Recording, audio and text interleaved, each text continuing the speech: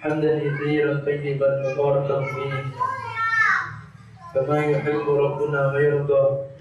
واشهد ان لا اله الا الله وحده لا شريك له إقرارا به وتوحيدا. واشهد ان محمدا عبده ورسوله صلى الله عليه وعلى اله واصحابه وسلم تسليما كثيرا. اما بعد. Ikhwani wa akhwati fiddin, barakallahu fikum jami'an. Kembali tentang bagaimana Allah Subhanahu wa Ta'ala tatkala menguji dan memberikan bala ataupun musibah kepada hambanya, maka itu bukan bentuk kezaliman Allah, akan tetapi sebagaimana hadis tadi, kalau mereka menduduk tadi hamba itu mereka kafir, mereka zalim, maka jelas itu sebagai adab, sebagai teguran. Adapun bagi orang beriman maka itu menjadi rahmat. Bagaimana kategori atau sifat-sifat orang itu dianggap dia beriman, sehingga dikala dia mendapatkan wabah musibah maka itu dinilai sebagai bentuk rahmat. Maka tentu yang pertama, dia harus mengimani bahwa wabah musibah itu adalah takdir Allah Subhanahu. Allah telah tetapkan. Maka ini sudah tertanam dalam hati sanu dari mereka orang beriman. Maka tatkala mereka mengimani bahwa wabah musibah itu adalah ketetapan takdir Allah Subhanahu wa Ta'ala, bukan sesuatu yang baru. Jadi jangan dianggap munculnya COVID-19 ini memang diistilahkan karena munculnya pada tahun 2019. Kemudian kita mengatakan, berarti baru terjadi. Ketahuilah bahwa itu telah ditetapkan oleh Allah sebelum Allah menciptakan langit dan bumi dalam jarak waktu 50.000 tahun yang lalu. Sudah ditakdirkan Allah. Dan itu dengan ilmu Allah, dengan ketetapan Allah dan dengan kehendak Allah Taala. Hal tersebut dengan macam salah satunya karena maksiat dan sebagainya, seperti hadis yang disebutkan oleh Rasulullah dari sahabat Abdullah bin Umar. Rasul pernah menyatakan, ya wahai kaum muhajirin, Allah nanti akan menimpakan sebuah ujian. Ada beberapa ujian ataupun bala, tapi aku berlindungkan kalian wahai muhajirin kepada Allah agar Allah tidak menjumpai engkau dengannya. Rasul menyatakan salah satunya, apabila di sebuah negeri sebuah perbuatan kecil itu sudah dianggap biasa, sudah mereka rela di mana-mana sudah dianggap bukan sesuatu yang tabu, maka Allah akan kirimkan penyakit tomok atau penyakit yang belum pernah dikenal pada masa-masa sebelumnya. Ini Rasul sudah memberitakan 14 abad lebih. Nah, jadi berarti tomok terjadi dulu di masa Rasul. Tomok pernah terjadi di masa Khalifah Umar. Hari ini kalau kita bukan sebut namanya tomok, tapi namanya COVID. Dan pernah terjadi pula Islam berpuluh, pernah terjadi pula namanya SARS dan sebagainya. Bahkan HIV pun sudah duluan. Ya, kenapa? Karena tadi perbuatan kecil, zina, liwat, ini sudah dianggap subhanallah. Maka barakallahu fikum, maka dengan demikian kita akan tenang, tidak terlalu panik, tidak galau, dan lebih kemudian harus stres. Maka perhatikan Rasulullah SAW telah mengatakan bagaimana sifat keadaan seorang mukmin. Ajaban min amril mu'min, inna amrahu kullahu khair. Kata Nabi, sungguh menakjubkan dan mengagumkan perkara seorang hamba. Inna amrahu kullahu khair. Sesungguhnya urusan seorang mukmin semuanya baik. Perhatikan. Wa laysa dzalika li ahadin illa lil mu'min. Dan itu tidak akan pernah terjadi dan ada kepada siapapun, salah seorang kecuali Tuhan yang ada pada seorang mukmin. Artinya apa? Semua perkara yang ada pada seorang mukmin itu adalah baik dan menakutkan. Perhatikan, in asabathu satratu syakar. Jika seorang mukmin itu diuji oleh Allah,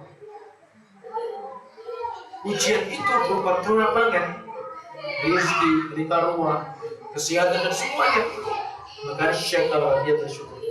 Nah, perhatikan, syukur bagaimana? Ada syukur wajib, ada syukur mustahab. Untuk taat kepada Allah, mendukung dia beribadah kepada Allah. Jadi seperti itu. Tapi sebaliknya, wa in asabathu dharra, dan jika dia diberikan ujian, cobaan oleh Allah berupa kesempitan, misalnya kekurangan dan semisalnya, nah, maka sabar, maka dia sabar. Bagaimana khairan lah, maka itu kebaikan. Kemudian berikutnya, menghadapi apapun, seorang mukmin harus bertawakal kepada Allah. Artinya apa? Tawakal itu menyandarkan diri, menyerahkan segala sesuatu hanya kepada Allah semata. Allah lah yang akan mendatangkan kebaikan. Allah pula yang akan menjauhkan dari kejelekan dan kemudaratan. Hanya Allah yang bisa.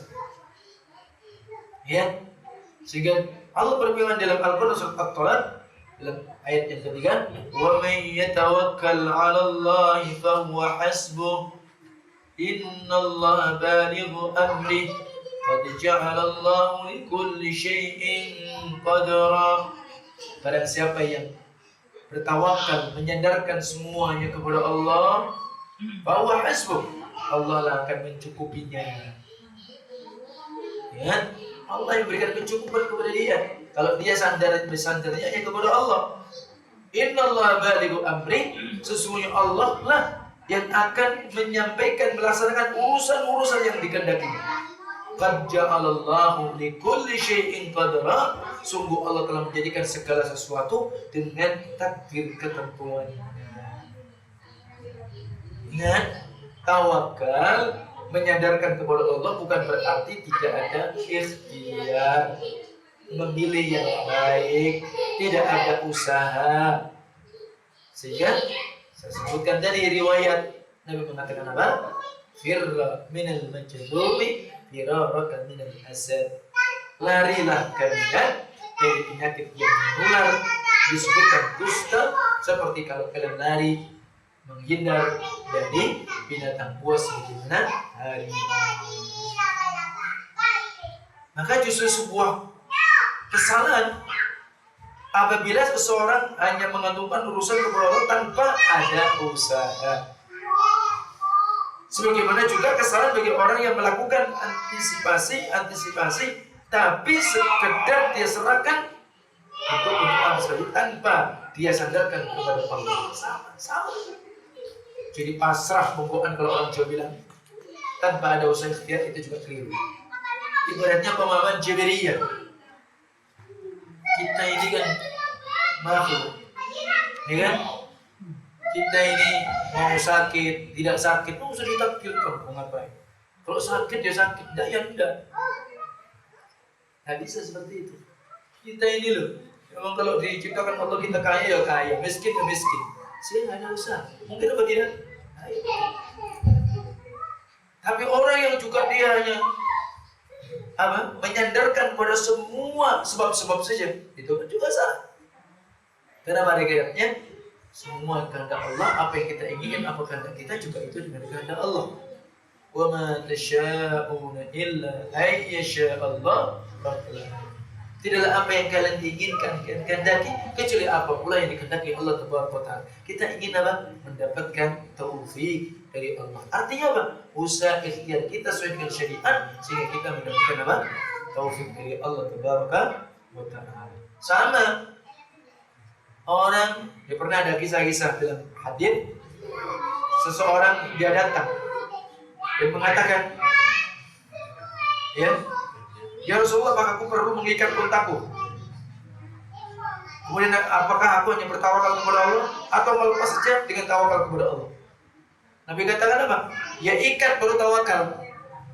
Sama, punya sepeda motor, punya mobil nggak dikunci. Kalau udah biarin aja, kalau memang itu sudah rezeki Allah, tidak ada yang bunyi. Gak bisa seperti itu. Ya, dan kemudian perbanyaklah berdoa, merendahkan diri kepada Allah, bersimpuh kepada Allah, ya, untuk dirinya, untuk saudara seiman.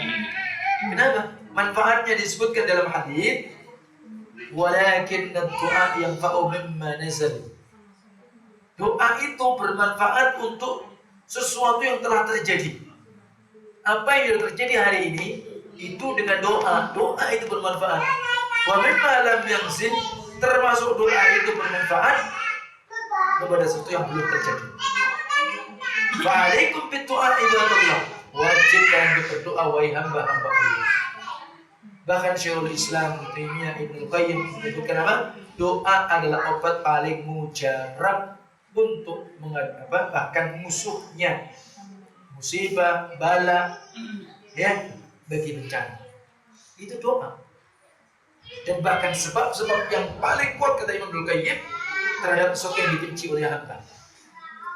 Nah, ini doa. Maka oleh sebab itu zikir pagi sore jangan lupa, termasuk al-mu'awwidzat, al-ikhlas, al-falaq, an-nas, ayatul kursi dibaca habis sholat, wajib sekali sebelum tidur, ya, termasuk zikir yang saya sebutkan tadi dibaca, zikir pagi petang, bismillahirrahmanirrahim, la yadurru ma'asmi syai'un fil ardi wala fis sama' wa huwas sami'ul alim. Doa-doa yang lainnya, keluar rumah, bismillah tawakkaltu 'ala Allah la haula wala quwwata illa billah. Doa. Orang itu terkadang dia lupa, terkadang terjadi kecelakaan, ternyata ada dia yang lupa dengan Allah. Coba perhatikan, ya. Makanya kan jelas bagaimana tatkala seseorang berdoa keluar rumah dengan menyebut nama Allah, aku serahkan diri bersandar kepada Allah, tidak ada daya dan kekuatan kecuali milik Allah. Kata dia apa? Qad ghufita, cukuplah begini dalam penjagaan Allah Taala. Ya, maka ini penting. Dan kemudian lebih pula perlu bagaimana kita tanamkan husnudzon kita kepada Allah. Jangan suudzon. Tanamkan apa? Ya, baik. Husnudzon kepada Allah, ya, berbaik sangka, jangan bersangka buruk. Tidak boleh menghina. Termasuk pula mencela virus corona, jangan dicela. Gara-gara si corona ini. Ya, maka kalau sekali ini saya sampaikan, ayat Quran menyebutkan, terus terang saja wabah ini kita memprihatinkan, ya kan? Sehingga apa, hilang nyawa, harta pun berkurang, dan sebenarnya banyak hal, rasa aman pun juga mencekam. Sehingga ayat Al-Quran menyebutkan, wa asa an takrahu syai'an wa huwa khairul lakum, wa asa an tuhibbu syai'an wa huwa syarrul lakum, wallahu ya'lamu wa antum la ta'lamun. Bisa jadi kalian membenci sesuatu dan itu baik bagi kalian. Bisa jadi kalian mencintai sesuatu, ternyata buruk untuk kalian. Allah Maha mengetahui apa yang kalian tidak tahu. Makanya dalam hadis qudsi, anna intadzati abdi, aku, kata kata Allah dalam hadis qudsi, tergantung kepada prasangka hambaku kepadaku. Aku di sisi sangkaan hambaku kepadaku. In dhanna khaira fa khair, wa in dhanna syarra fa syarr. Kalau dia menyangka kepadaku itu baik, berarti baik untuk dia. Kalau dia menyangka buruk kepadaku, maka buruk untuk dia. Ya udah, berarti gak ada manfaatnya. Kita akan rugi berlipat-lipat. Maka ini penting, dan bahkan dapat disebutkan, ingat, sayaj'alullahu ba'da usri yusra, dan Allah akan menjadikan masa-masa sulit, nanti akan ada masa-masa kemudian. Yakin itu. Ini hanya bagikan apa? Angin topan semata. Barakallahu fiikum. Adapun tentang permasalahan pakai masker dan semisalnya, ini bentuk-bentuk sebagai satu syariat, bentuk preventif. Dan kaidah usul disebutkan apa? Al-man'u ashal min al-rafa. Artinya pencegahan itu lebih mudah daripada nanti mengangkat setelah terjadi. Preventif lebih mudah daripada apa? Kuratif. Penjagaan lebih mudah. Di situ dalam kaidah. Maka barakallahu fikum, lakukan dan jalani sehingga kemudian mungkin saja permasalahan gimana ini kalau sholat pakai masker, dianjurkan oleh pemerintah masker. Bahkan ngapain antum itu harus kemudian baru didenda baru ikut. Itu saja masih ngeyel. Iya kan? Kan diberlakukan untuk diri rasa dan yang lainnya. Walaupun itu pro kontra ribut sudah tahu. Sudah corona denda lagi. Nah, itu mau didenda ya salahnya tuh. Kan begitu mesti. Terus gimana dalam posisi sholat? Pakai masker ini gimana? Sah pun tidak sholatnya. Kan begitu barakallahu fikum. Memang ada hadis Rasulullah SAW melarang jika seorang sholat untuk menutup mulutnya. Tapi ingat, larangan ini bentuknya dalam makruh. Sehingga terbantahkan dalam sebuah kaidah al-makruhu yujuzu lil hajah lil man'i. Sehingga sesuatu yang tadi dibenci, dilarang, maka itu dibolehkan karena pencegahan dan karena adanya kebutuhan. Termasuk soft, jangan ragu. Dan ini kaidahnya begitu. Ada masih macam-macam lagi. Madhab kok madhab WHO kan? Ada yang ngomong madhab WHO kan? Mengikuti ke WHO harus begini-begitu. Orang yang ngomong begitu berarti juga bid'ah lagi dia. Mana ada lagi madhab WHO? Udah ada di masa itu. Ya kan? Ada madhab Syafi'iyahnya itu begitu saja. Tidak ada yang lain. Zahiriyah dan semisalnya. Barakallahu fikum. Antum kalau tahu apa WHO, udah jelas. Nah, itu bentuk dan itu diadakan disepakati oleh negara-negara. Itu bentuk al-ahd. Bentuk perserikatan, bentuk kesepakatan. Turki termasuk dulu yang mendirikan dan yang lainnya. Tahun berapa begitu? Apa itu? Perkara yang nanti vaksin lagi dan sebagainya begitu. Apa yang nanti repot? Ya kan? Barakallahu fikum. Ini ada informasi yang Allah alam sampai apakah mungkin nanti Oktober atau November Saudi mau dibuka lagi umroh. Tapi ada protapnya. Kalau antum pengen umroh harus pakai vaksin seandainya itu terjadi. Vaksin harus COVID-19. Mau ngapain antum? Ayo, mau ngeyel? Udah jadi umroh antum. Mau ngeyel? Udah jadi haji. Sama dengan kemudian apa? Vaksin meningitis. Pemerintah Saudi tidak mau. Mungkin orang ngomong, di sana aja nggak ditanya. Iya, baru masuk banyak kan diserahkan oleh pemerintah masing-masing. Misalnya warga negara Indonesia yang mau ke Saudi harus vaksin.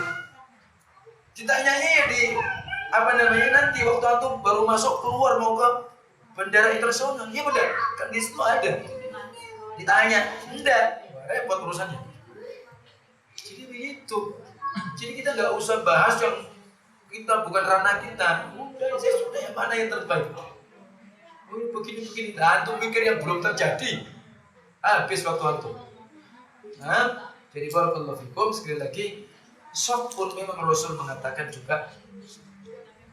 Sawu sububakum, aqimu sububakum. Memang itu bentuk-bentuk apa? Mukammilah maslahat hajiyah, maslahat mukammilah kesempurnaan antum ibadah kepada Allah. Nah, kalau sekarang masalah daruriyah itu perkara yang lebih darur, lebih penting lagi. Ya kan?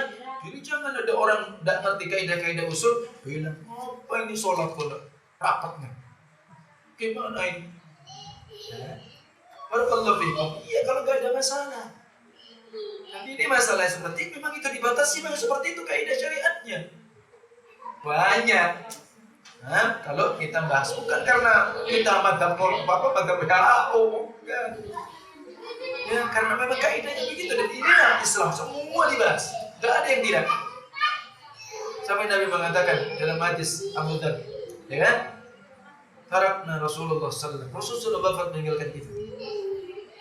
Ya, wama ta'irun yatiru bijanahi fil hawa.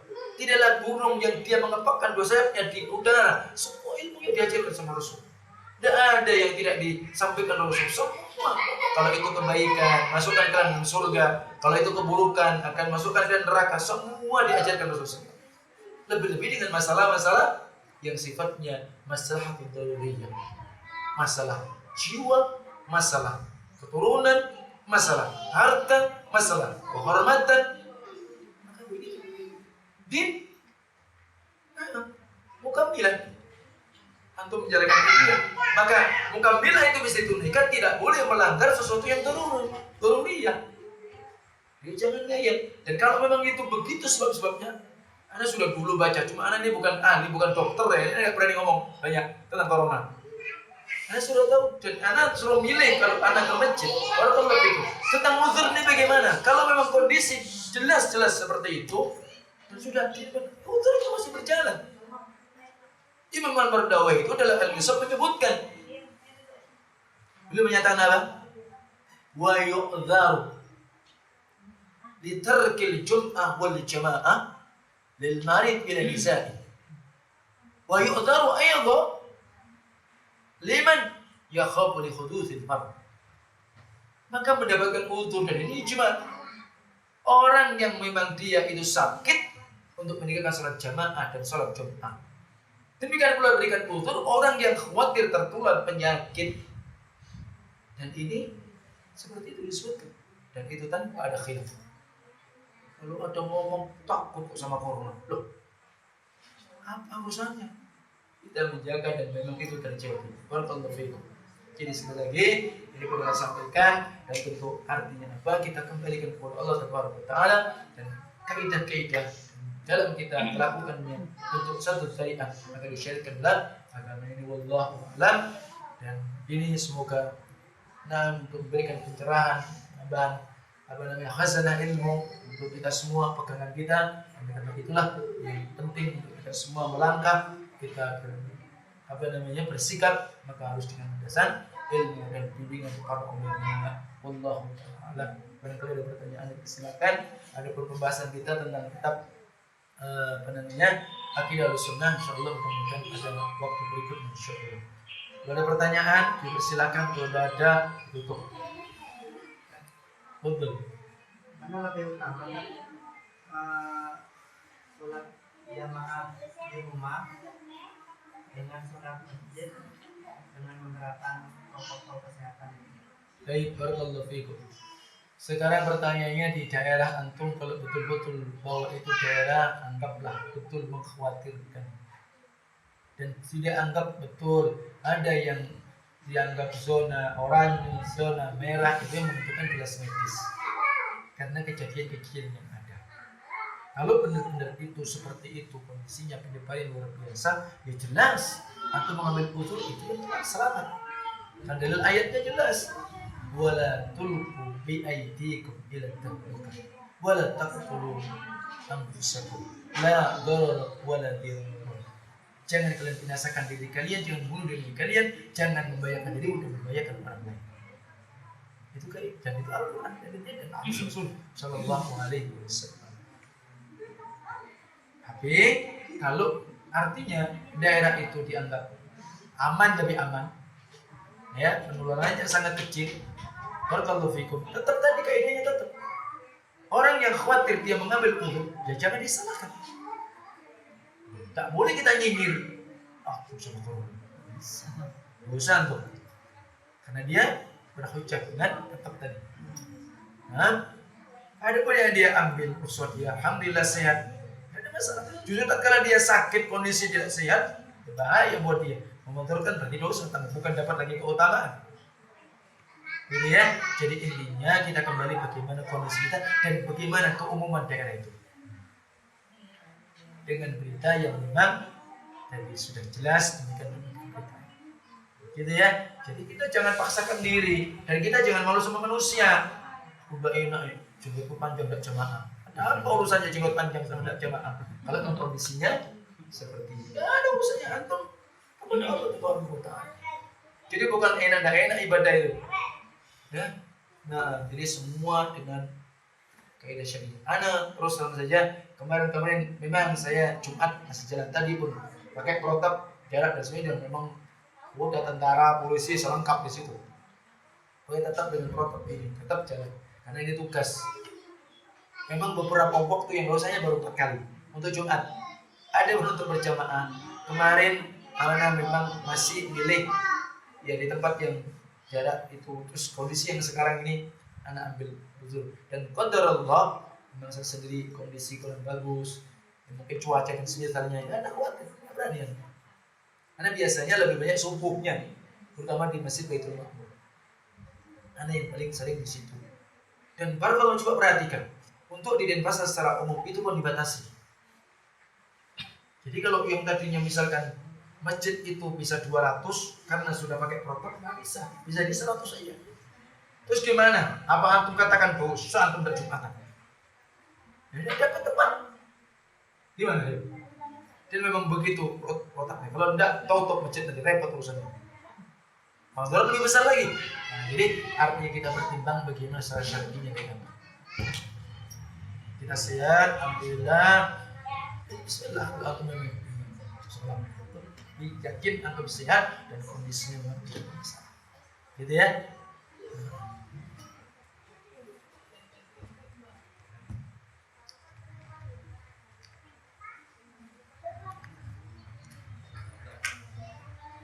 Iya. Kenapa? Media sosial. Bolehkah kita belajar agama hanya lewat media sosial? Banyak kajian-kajian dari. Ya, itu ya sebuah sarana yang memang karena kondisi-kondisi yang sekarang ini lebih banyak kita masih pakai online. Mau tidak mau kan tetap pakai media sosial kan, dalam arti pakai sarana HP, apakah itu Facebook, apakah itu YouTube dan sebagainya. Ya, lebih bermanfaat daripada tidak. Tapi tetap bahwa keutamaan jika kemudian sudah formal, ya tetap majelis ilmu tentu lebih afdal. Gitu aja. Jadi nggak ada masalah. Cuma memang beda.